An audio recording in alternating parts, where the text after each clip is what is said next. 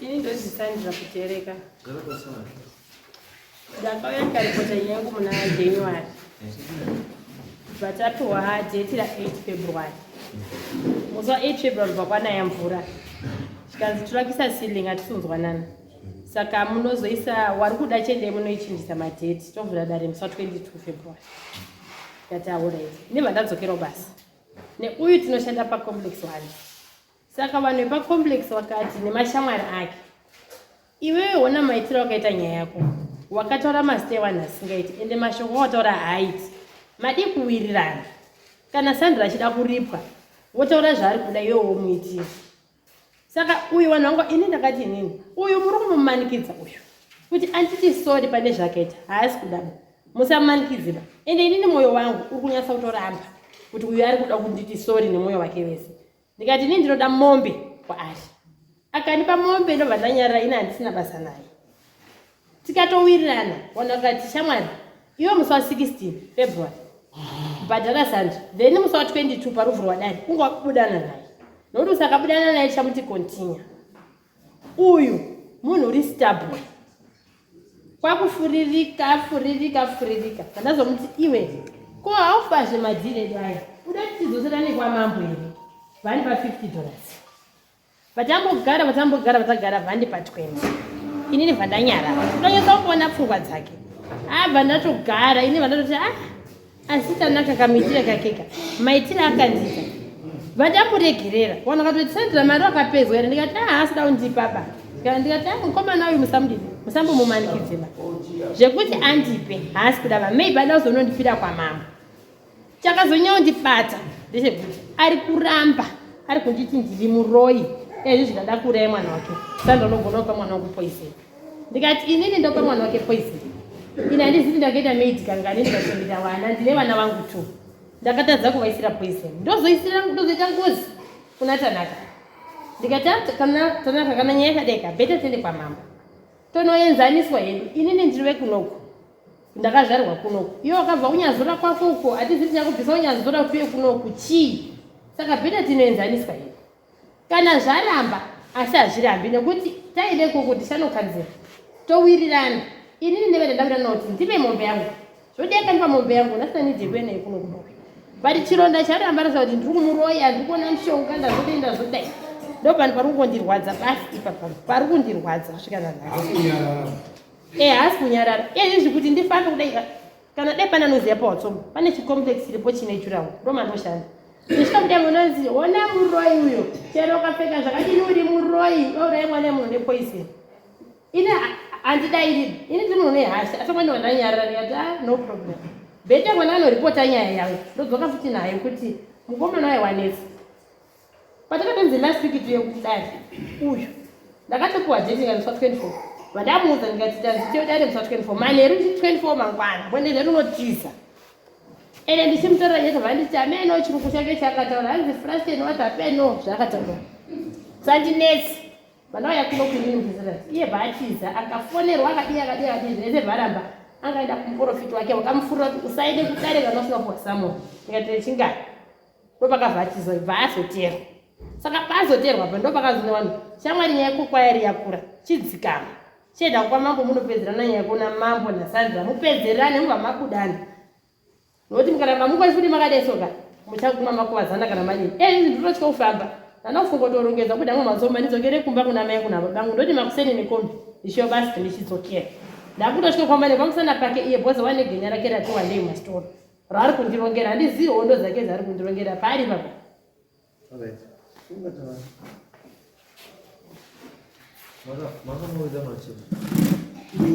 Sandra nyaya yake akauya basa kubva ati Tanaka wogara neshamwari yangu zvaipo vayakaenda kuSouth Africa but Tanaka kuti nyaya ipere iyo chingondipa kuti maexpenses angu ese maexpenses ako vanati unoda mari bhati $70 vanapa $70 yake handiti izvi zvese zvazosera chitaura kuti inini ndiri kuti muroyi izvi handizvizivi ende inini ndishoto kugengararo kuti inini gengararo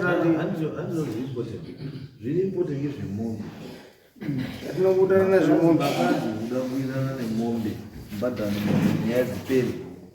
takangotira maexpense angu vanangomti maexpense ako 70 saka maexpense e70 angarichi akati ndo mari yandoda kumaexpense ati maexpense acho e70 angarichi akati nyaya dzidziperi breakdown e$70 handichazive ipapo saka mbangobhadhara mudima aya ngona chakaitika changamiri inini nekwandaishandira nditika ndaiti ndiri padhuze nawo tiri teso dai kuziva ndazotiza kwatatoshandira tese ndikaenda kwangu ndega uko saka nditoti nyaya dzese dzaaroramba arorara dzese dziri kubvepi inini usually nguva yangu zhinji handisweri pabasa ndongo ndikauya makuseni 2 hours 3 hours ndobuda ndoenda zvekuti waroti ndine genga rinototi Sandra Muroyi azoita sei handizivi kuti arozviva nepi ini handinangomunongedza kuti Sandra unoroya iye paazosimudzira nyaya yake apa akandifonera asizvetanaka kubhadhara kwakaita $70 iadmission of duties iye akati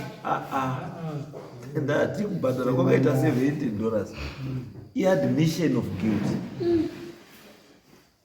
wakabvuma mhosva kana wanga usina mhosva ibhadhari kana wanga usina mhosva ibhadhari avanobhadhara kuti inini ndikuvachangaakabhadhara isu taida kuti tigarisane zvakanaka kugarisana zvakanaka zokubhadhara expense yei expense yokubhadhara yange iri yei akasanzira akati ada kuchekesa nyaya dzake saka anochekesa nyaya dzake dzake Sandra saka dzaifanira kufatwa naye hongo ine chekuda nenyaya dzake dzakada kukanzurisa chakanonoitika iwewe Sandra anga nenyaya dzake ada kukanzurisa nyaya dzake iwe uri kupinda padiwa kuti uzodire mari bhegi ngoma wakudira bhegi rei panyaya isidini bhegi rawakadira ranga rirei chakazoitika kuti tiri kutise mari vanhu vakagara pasi handiti chakaita takadedza nemuri dzecomplex handitika muri dzecomplex but anyini nyaya dzenyu handidudinwa handidudzinzwa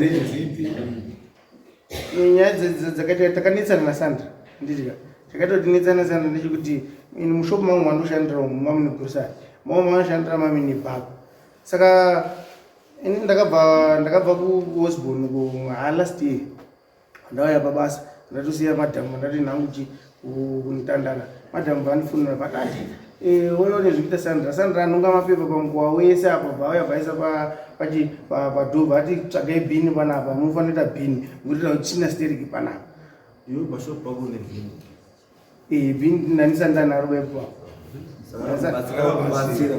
vandauya vanabvunza kuti iva handisurava akandivhura fungo ndite bhini handizvo vandati it's okay vandachimubvunza kuti iwewe urikuona zvebhini asi kuseri kwemafiriji angu kwese uku kune bvudzi ramunoshandira mushopu menyu but andawandiri ndakakuti uya kudini uyemuchaire bvudzi renyu rese tiringoshandidzana zaona uri kushandidzana handitika Sandra batari saka iwe wakadikaudza mapepa iwe wakadiri kutsvairawo bvudzi wobva waenda kuisawo mushopu aina ndinakukwanisa kudaro vandangomuti isusu kana toshandidzana zvakanaka kwete zvekuti iwewe uri kuesa mapepa kushopu mudini ndikani negrocery shopu iyi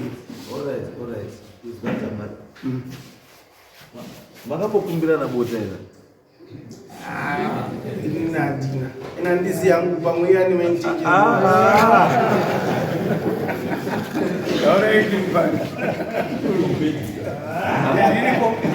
zviriko ndati makambokumbirana here bota asati hausati asi une intention nandi right anyway nyaya yakanakira ndeipi kuti you are willing kuti kugara pasi kuti musolve chii nyaya iyi asi pamwe pacho ka vanhu vakajairira kuti pakaitwa nyaya yakavobva watozvichaja kuti ndoda motikari mangwana dzinorema nyaya dzacho because yes kuripa kwakanaka asi mukuripa mwewo ripisanai zvine mwero andizvo saka isusu tiri kuti iwewe mukomana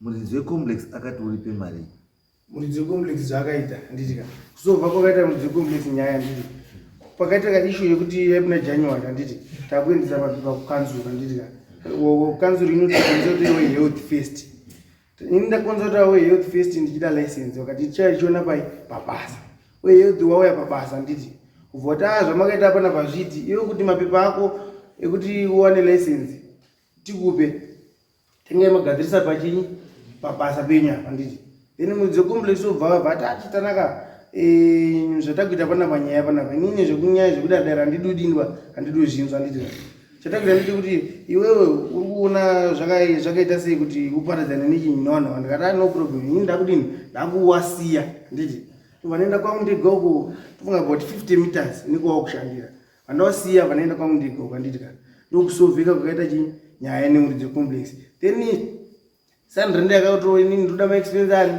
angu handiti ka ndo pandakazobudisa mari inini kuti ndimpe zvokuti muridzi wecomplex hatozvizivi kuti inini ndakadini ndakabudisa $70 kuti ndimpe chaanongoziva ndechekuti kusovha nyaya kwakaita ndekekuti naSandra waramba wari kushanda pawe inini ndoita muvha uye ndoenda kusaidi kwangu ndega iwo wosari wachiita sei wachishanda sina pamuromo sina pachi Sandra iwo pamakatora nenyaya yemombe wakumanina chiriyo makutana riu nevake vanoti mama wakamuchengeta mumatomba namaisa kukanya mother panext nemukomana wandosheya naye ndopatakataura naye uyu vana vakatoti wirira naye kuti musaendesane kure inini chifurema ndandodzoka kumashure pataura mukomana uyu kuita kuti mbavha dzakandishaishira ndanga ndakamurekodha pakatanga kutaura pakatanga kunetsa nyaya yachief uyu mukomana paatakanhonga marara ndakanhonga ndikaisa mupepa akapinda akada kundirowa uyu akabudisa wallet akati mari yefaini ndinayo ndikati ndo vanhu vakanaka vandinodawo urondirowa yefaini ndonayo handitika ndirowe dai asiri bhabha anga achigera angadai akandirowa 1 2 akafonera vanhu vehealth kuti uye muvhare pabasa vanhu vehealth wakauya waiti makuseni nekuma5 muchakavhura tikati muda kuti tiendepi ini ndikatoti asi Tanaka une shuwa rekuti uda kuvharisa isusu basa iye asara achishanda ona kati Tanaka zvari kuita zviti uyu achivharamba lentoti vazomubvunza chii chinotaura health warambe wachiuya muno ndikati ndiTanaka ndikati sekuru nezuro ndakamuzwa achitofona kuti imi vanhu vehealth uye mubuditse Jaden naSandra lento dada vanhu vake imi ndi munogona kuwabvisa ene makuseni vanhu vehealth bwasvika ina wakasvika ndiri kumba musocho ameno ndakararisa ndakasvika vatava vari 3 avo Jaden Tanaka nasekuru kana Sandra bwasvika uya pano pabasa penyu pavharo nyaya yabva pabasa penyu ndo yandaka uchinzwa muri kudai ndakagara nemi pasi ndikati nyaya yapera ndikati sekuru Tanaka waramba rusimudza nyaya saka iwo wakafonerani sikanzi ndakafonera iye nenhau iyeyi yekuti basa mangu mune mushonga urukandwa ndiSandra namukosanjira ndiri pasandra mushonga ndakava ndachema ndikati ayoda ndijairire saka ndinoka nditoshandibhega kubva ipapapo sekuru akati kuirana kwenyu manje kuchanetsa una masevanhu wakupinza unozamiririra here mangwana muda kuti ndidini ini muprofita wangu wakanditaurira kuti chii ini muprofita wangu wakanzaura kuti Sandra namukosanjera ndori kuenda mushonga ndikati hapana chakashata inini mukosanjera ndomufonera kuti sekuru tine nyaya iri kunoku tiri kuroya munhu handizvi kuti mushonga chomuri ndipira papi ende chandiri kuwavarira sekuru kuti ndiroye mwana uyu chii ini ndine 38 years handizvi kuti nemangani 20 anonga 22 or 23 haana ende nana shungu naye haana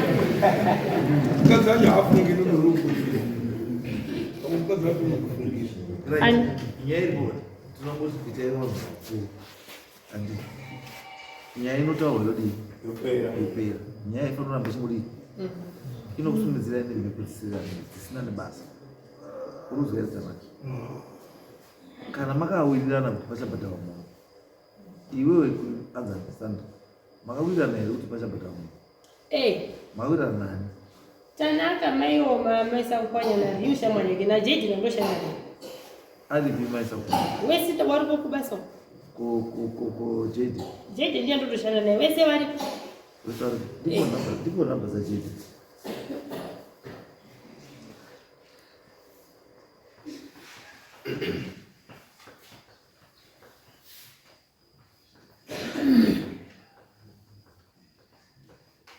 0785 698 557.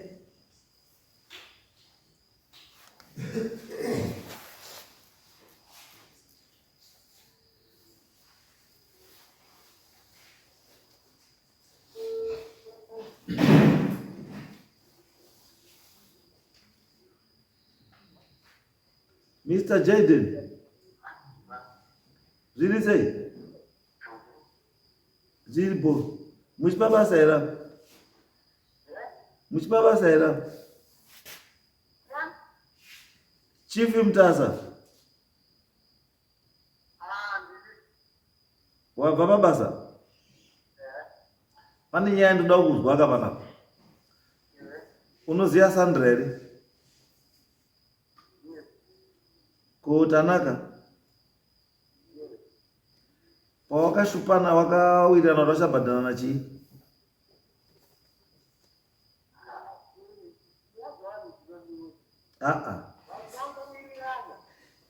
Jade.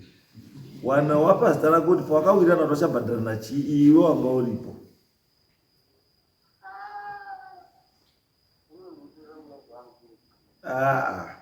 Wanhu wakawirana chii?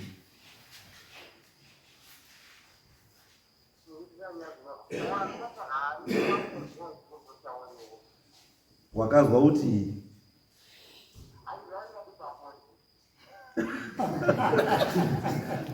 wakazwa kuti chii? Ndine muDare kaizvozvi? Nditori muDare izvi ndinawo uri pana kuti izvozvi nditori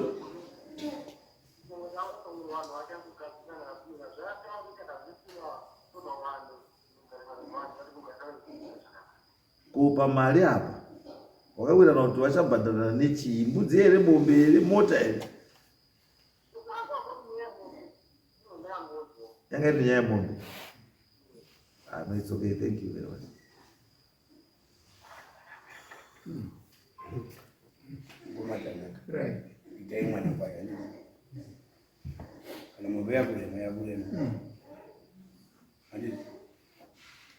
Right, Mombe 300 less 70 230. Ingai mabadala 230 huko Tanaka by June by end of July. Ipo babu atisupukana nezvamataura asi naSandra ane mari yangu yainayo. Ane mari?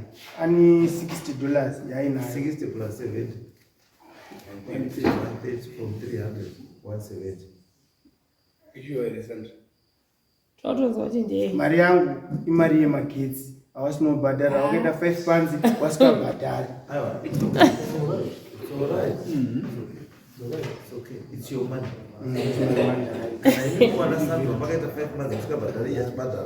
It's time to recover his money. Let's be fair to him. Kadiri kanuta mari ndo kadiri kanuta mari yake. Ini pane pandofunza. Vandula unyatso tofunza. Pari kunditi pamari yemagetsi. Mari yemagetsi iyi haitauriri kunokuba. Mari yemagetsi unotaurira kuna landlord. Ini yaditi ndine $60 ndiyei. Yemagetsi. Changamire ndira uvunza. Ndiwo akabhadhara. Alright, saka nyaya sei magetsi? Kuti ndizobude mshoma ndakabuda umu. Doma mune split umu.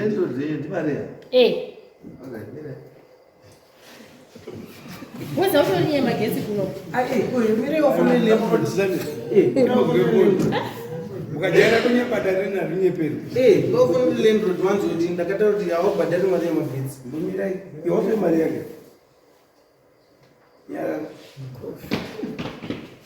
Ndiwe naSandra manda yorungumona usiwe pane chii chiri kunetsa pamberi pako iwe nemufana panani iyeyo pane uyu apane chandokonesa chazototazosimudzire nyaya iyo chandoda pamwana apane chandinoda bai ini apana chandinoda munoda kuti mwana wikoyo That's the phone.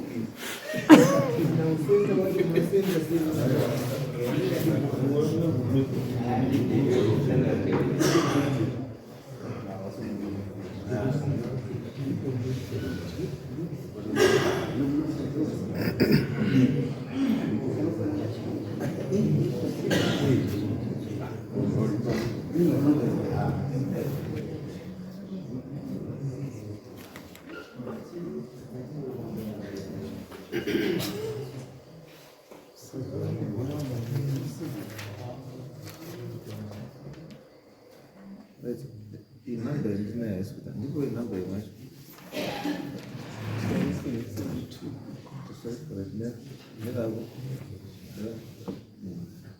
Zero seven seven two 947 821.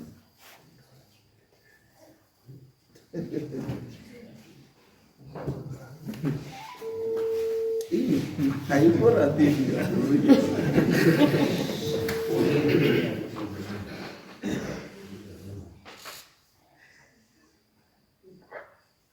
Samaria.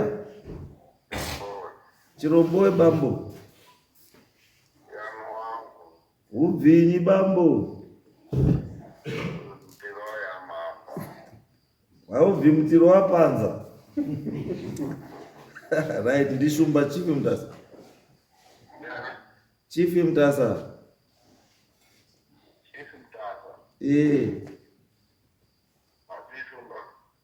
Ndine wapwere wenyu bambo bana. Sandra na Tanaka. Wanga wari kushupana hapo wachipumana wachiita sese wachidini. Saka izvo zvitatu wangu bhadhara nezvinofanira kubhadharana kuti nyaya ipere washande zvakanaka. Saka pabuda ishu yekuti uyu Sandra aifanira kubhadharwa Mombe na Tanaka maererano nekupumana kwavanga wachiita.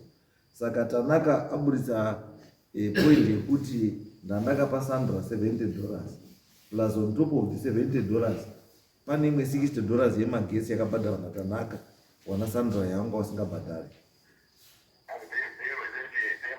yemagetsi issue here 60 yekuti Tanaka yapaibhadhara magetsi wana Sandra wanga wasingabhadhari.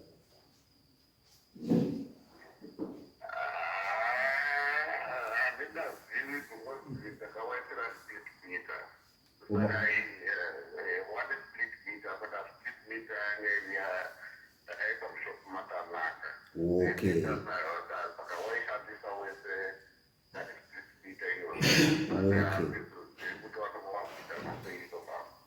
No, it's okay. Ndo zatanda kuti nyaya yacho ingopere.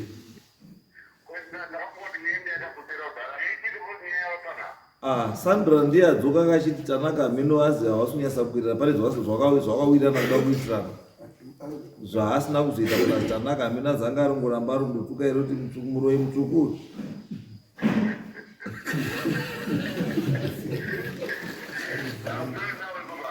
Ndicho pano, ndicho mudare izvi.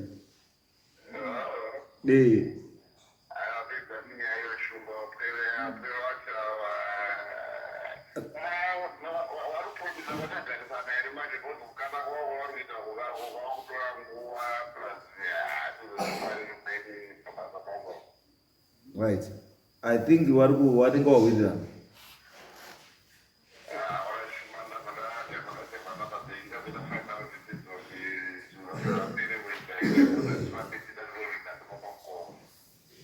Saka aiwa wanenge wawirirana kuti no wachishande ndosaka wauda kubhadharana.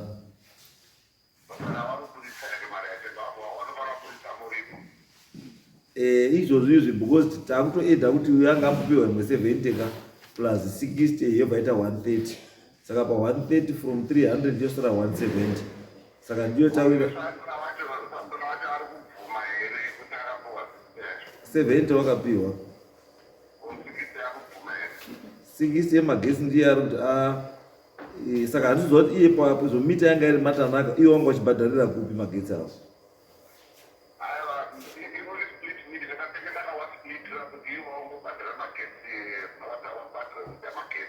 Saka normally Saka normally anobhadhara magetsi anobhadharira kupi?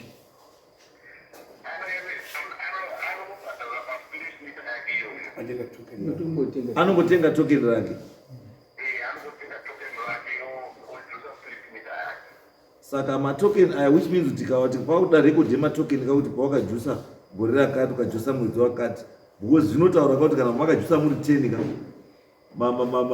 magetsi arimo zvanofanira kutaura kuti ajuswa no15.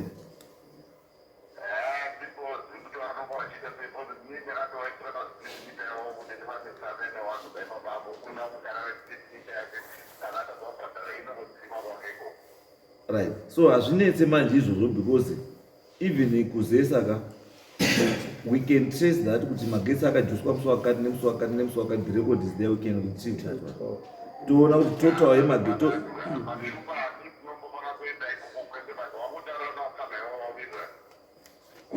iribo ndazwa bambo iribo.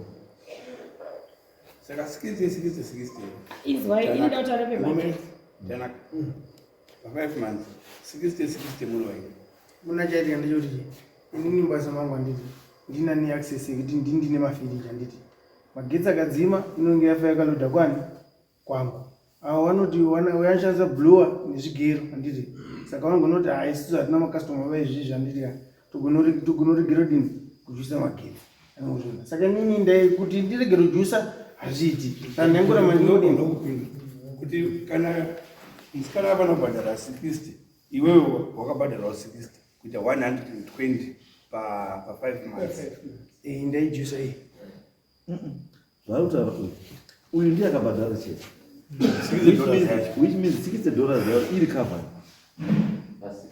Iri covered. 5 months. Iri pa 5 months vakabhadhara. Saka total yake yairi 120 saka 60 alamo. Yes. My question ndekuti mbona question yangu ndinokuti iri pekuti magetsi acho kana uchichajana vanochajana magetsi acho sei, kuti vanoti here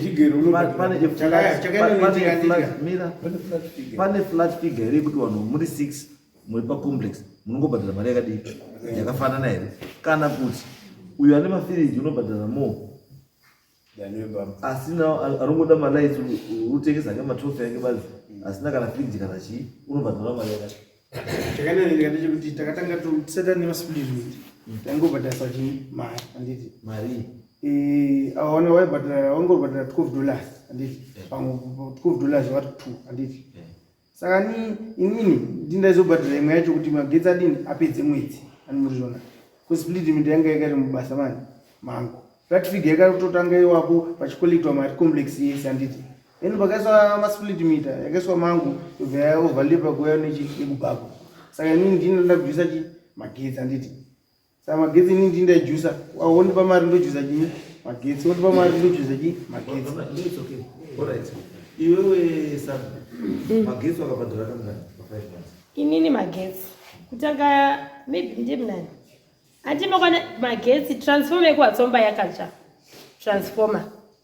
transformer yatsva hapana ibhadhara magetsi even pacomplex pedu nokuti magetsi taiti makuseni hakuna manhero hakuna takatonga almost mwedzi ne3 weeks transformer isiko, then transformer vaigadzirwa vaitonga zve1 week here vaiafa futi vatagara tisina magetsi hapana waitenga magetsi saka uyu waitora nyaya yemagetsi tikatoti iwe magetsi autaura even chero lendo takati magetsi achamuda mubhadhara aripi transformer yakafa Izwa Sandra.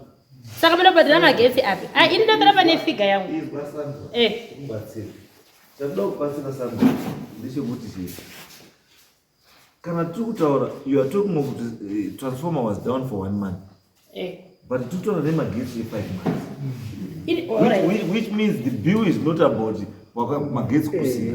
The bill nde 5 months magetsi ari transformer isati hapo. inini pamagetsi angu epamwedzi ndobhadhara $4 ndo mari yangu yemagetsi pamwedzi yangu Wangorubhadhara. iri pamanenge magetsi taipanana ini ndopatondineta zoti vanzi magetsi ubhadhara nekuti ona izwa izvechangamira landlord pakanesa magetsi unoya achibvunza handiti muri zvona Une achibvunza magezi. Saka uyu nguva yese yana dhera akataura naye magezi. Mazuva ataona landlord ati pandakaona kwaane challenge yemagetsi ndakabva ndaisa split meter. The purpose yandakaisa split meter ndeyekuti if they don't pay magetsi avo anodzima kwawo, inini kwangu magetsi ari saka the purpose yesplit meter ndeyekuti muzvionere landlord achiita sei achizvionera. Saka landlord angasauko kubvunza inyaya yemagetsi because yanga responsibility yani yenyu, because maane mita yenyu kuti musakabhadhara anongodzimira kwenyu, asi kwa landlord anenge ari anenge ariko. Andi ndosaka tobvunza kuti paiswa split meter andi zvikurambwa neuyu kuti paiswa split meter uya kutaura kuti imimi manga musi kumba mari yemagetsi.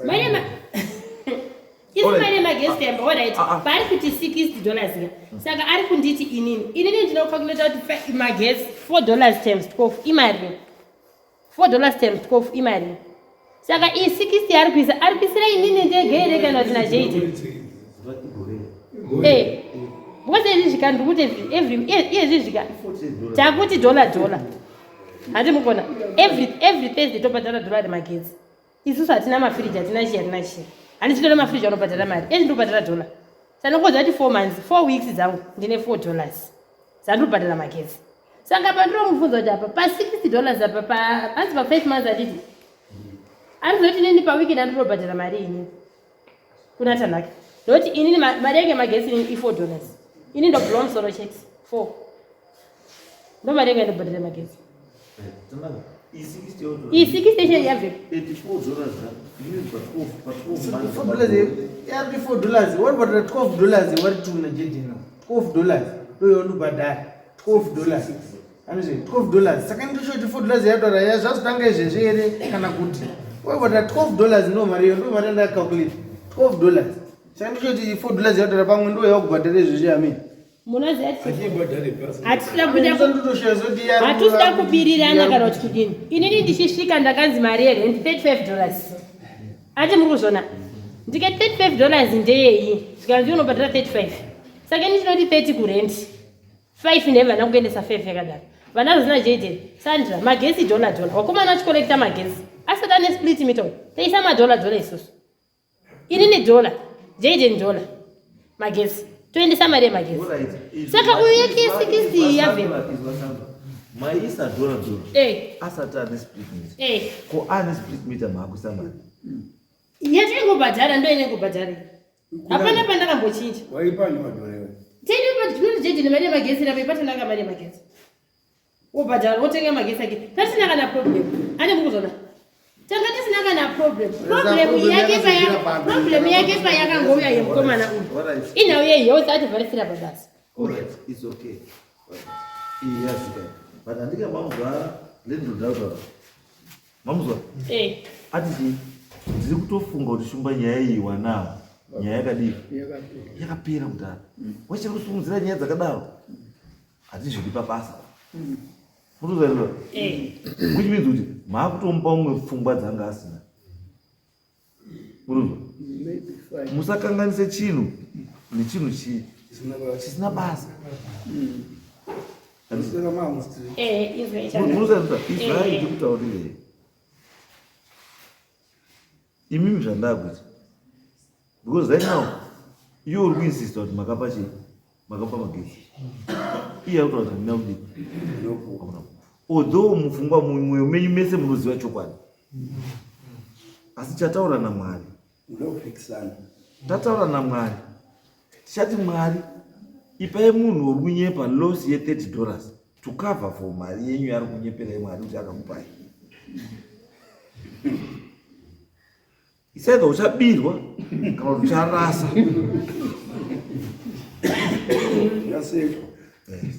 Ndo chikumbiro chitakupa kunani? Kuna Mwari. Tapedza tobva taisa foya pasi. Tikaona sekuru dzingai makastoma akuinda parodi akuinda pagedhi kana adoda kupinda padhoo pake izwai kunhuhwa adzoka. Ndizvo right. Alright. Kaitike kako kakafanana nemukadzi wemubhaibheri uya akazi mwana ngaachekwe ndokaunhu kako Sandra.